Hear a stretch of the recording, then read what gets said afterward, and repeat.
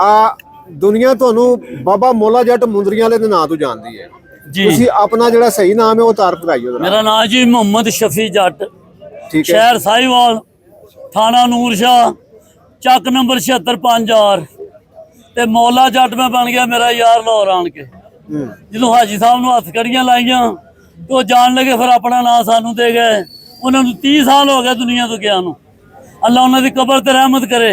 ਇਹ ਸਭ ਉਹਦੇ ਆਸ਼ਿਕ ਆਏ ਨੇ, ਕੋਈ ਫੈਸਲਾਬਾਦ ਤੋਂ, ਕੋਈ ਗੁਜਰਾਂਵਾਲਿਓਂ, ਕੋਈ ਕਿਸੇ ਸ਼ਹਿਰ ਚੋਂ, पूरे पाकिस्तान जो उन्होंने आशिक आए ने ते सब अच्छे तो अच्छे आशिक ने।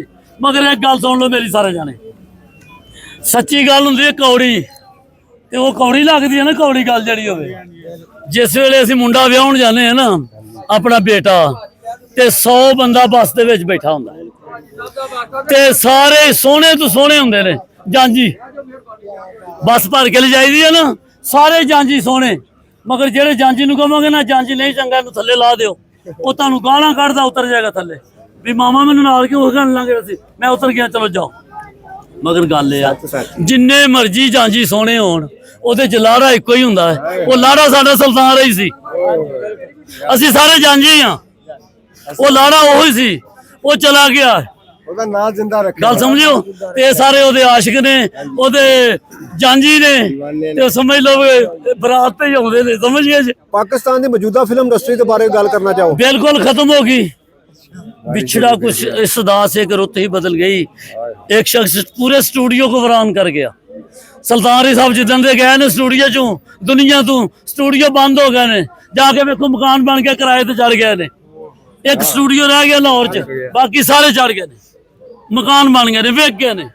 ਤੁਹਾਨੂੰ ਕੀ ਵਜ੍ਹਾ ਕੀ ਲੱਗਦੀ ਹੈ, ਕੀ ਵਜ੍ਹਾ ਬਣੀ ਹੈ? ਇਹੋ ਵਜ੍ਹਾ ਸੁਲਤਾਨ ਸਾਹਿਬ ਵਾਲੀ, ਹੋਰ ਕਿਵੇਂ ਵਜ੍ਹਾ? ਸ਼ੇਰੇ ਪੰਜਾਬ ਮੈਂ ਕਿਹਾ ਵੀ ਲਾੜਾ ਇੱਕੋ ਸੀ, ਲਾੜਾ ਚਲਾ ਗਿਆ ਸ਼ੇਰਾ ਵੀ ਤੇ ਲਾੜੇ ਤੋਂ ਬਗੈਰ ਜਾਂਝੋ ਨੂੰ ਇਹ ਡੋਲ ਡਾਵਾਂ ਢੋਲ ਹੈ। ਬਸ ਅੱਲਾ ਅੱਲਾ ਕਹਿ ਦਿੰਦਾ।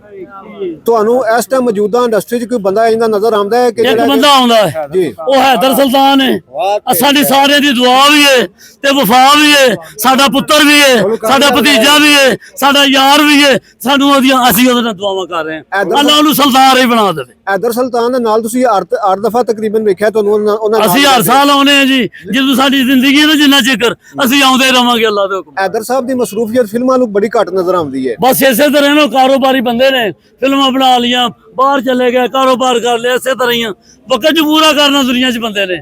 ਤੇ ਅਸੀਂ ਆਪਣਾ ਟਿਕਟੌਕ ਨੰਬਰ ਵੀ ਦੱਸ ਦਈਏ, ਮੌਲਾ ਜੱਟ 76 5। ਇਹਨੂੰ ਲਾਇਕ ਵੀ ਕਰਿਆ ਕਰੋ, ਫੋਲੋ ਵੀ ਕਰਿਆ ਕਰੋ, ਸਭ ਕੁਝ ਕਰਿਆ ਕਰੋ।